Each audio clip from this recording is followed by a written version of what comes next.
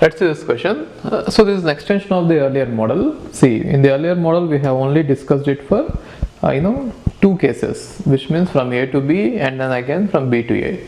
Now you can extend it to any number of cases, like they might give you from A to B some speed, and from B to C some speed, C to D some speed, so on. They can give you n cases. So this is just an extension. So here, if three equal distances are covered by three different speeds x, y and z kilometers respectively, then what is the average speed for the entire journey? Now they are saying that three equal distances are covered and all of them are covered at x, y and z like this. So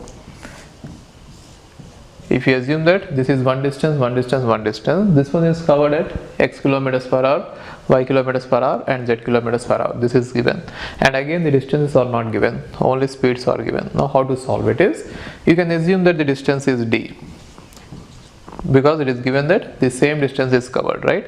Okay, now average speed is equal to total distance divided by total time. Now what is total distance?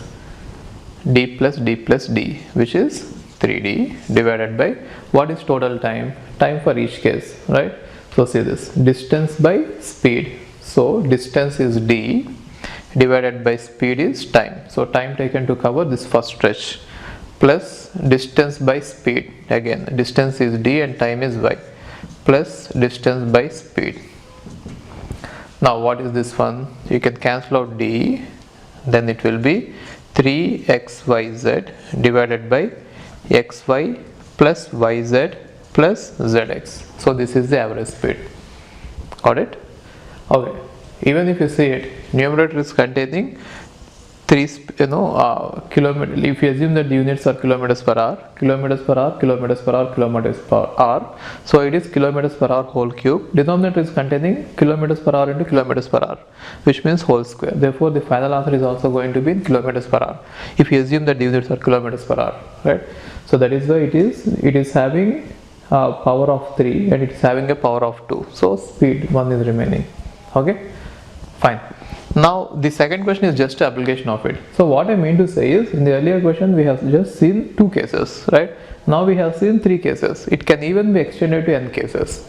Got it? So in that case, what happens is, it will be, if you have, let us say, n cases like this, then what happens? Average speed equal to n by, so since here it is easy to simplify it, I simplified it, but you need not do the simplification all the time, right? N by 1 by, let's say, a plus 1 by b plus 1 by c plus so on, plus let's say nth speed. Okay, so what does it mean? If total number of cases we have like this is n, and in every case we are going at a speed of a, b, c, d, so on, respectively n. Okay, so let's not write n, some z or k. Then what is the average speed? This is the average speed. I hope you are understanding it, right? So we are traveling for a stretch of some distance n times, and every time we are using a speed of a, b, c, and in each case the distance is constant. Then this is going to be the answer, average speed, right? So in this case, since it is 3, if you see this, 3d divided by d by x, d by y, d by z. Here also I got 3 divided by 1 by x plus 1 by y plus 1 by z, right? Okay, now look at this question. A bus covers 3 successive 5 kilometer stretches at a speed of 20 kilometers per hour, 30 kilometers per hour and 60 kilometers per hour respectively. Its average speed over the distance is. So they are saying that a bus is going like this for the first 5 kilometers, next 5 kilometers and next 5 kilometers, which means 3 5 kilometer stretches. So 5, 5 and 5. And now for every 5 kilometers the speeds are like this. For the first 5 kilometers speed is 20 kilometers per hour, and for the next one the speed is 30 kilometer per hour, and for the next one the speed is 60 kilometer per hour. Now they are asking about the average speed. So what is the average speed? In this case, even though the distance is given as 5 kilometers, you need not use it. See, one thing is, if you don't remember this, you can go in this right way. So what is it? Total distance divided by total time. So what is the total distance? 3 into 5, right? So average speed equal to total distance divided by total time. So total distance is 3 into 5.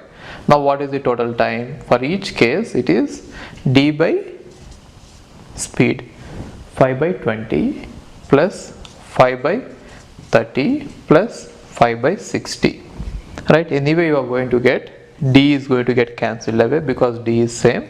Again you are going to get 3 divided by 1 by x plus 1 by y plus 1 by y.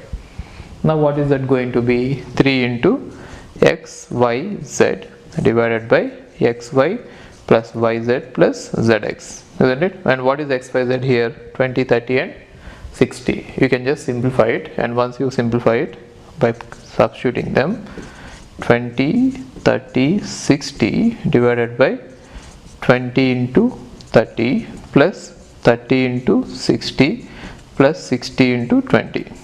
If you divide it, you are going to get the answer as 30 kilometers per hour. Got it? Okay. Hi, if you are planning to do masters, then doing masters abroad is better than doing masters in India. I'll give you all the reasons.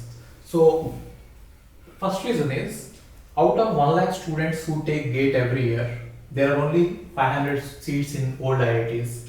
So all the IITs put together have an acceptance rate of 0.5%, and IITs, universities better than IITs, they have very good acceptance rate like 30%, 40%, but all the IITs put together have an acceptance rate of 0.5%. And if you are working hard to get into IIT Bombay's ranking is 177 and IIT Roorkee's ranking is 400. If you are happy to get into IIT Roorkee, then getting into universities better than IIT Roorkee is easier compared to getting into IIT Roorkee. And looking at the salaries for computer science, for software jobs, if you have done your masters in computer science in US, the salaries are ranging from 80 lakhs per year to 1.2 crore per year. So even if you take an average of 1 crore per year, your savings will be much higher than the salaries in India. After taxes and your cost of living, you can easily save 40 to 50 lakhs per year. And in India, the maximum jobs that you get is around 30 lakhs. So your savings will be much greater than the salaries in India. And these are all the services that we provide. University shortlisting. So depending on your profile, we will shortlist what are the universities that you have to apply, and statement of purpose building, and then LOR guidance, and GRE and English test assistance, and education loan assistance. So you don't have to have any collateral, which means without any security, now you can get education loan. Getting education loan is very simple these days, and whatever the amount of fee that you have a range of universities. You can apply for 10 lakh universities, 20 lakh universities, or 50 lakh universities. But whatever it is, you are going to get complete education loan, and you can pay off your education loan in 1 year after you get a job. And then we do visa assistance, mock visa interviews, and then connecting with the university alumni. So now you might ask why we should join Game of Visas. So the answer is we have 90% success rate, 99% success rate. And these are all the destinations that we guide the students to. So we guide students to any country that you want to go. So now it is not just USA. We guide to UK, Germany, Australia, Canada. So we guide students to all the countries. We work with all the destinations. And if you are interested in going abroad, you have to just drop us a message on this WhatsApp number 9494 555 454. Okay, thank you.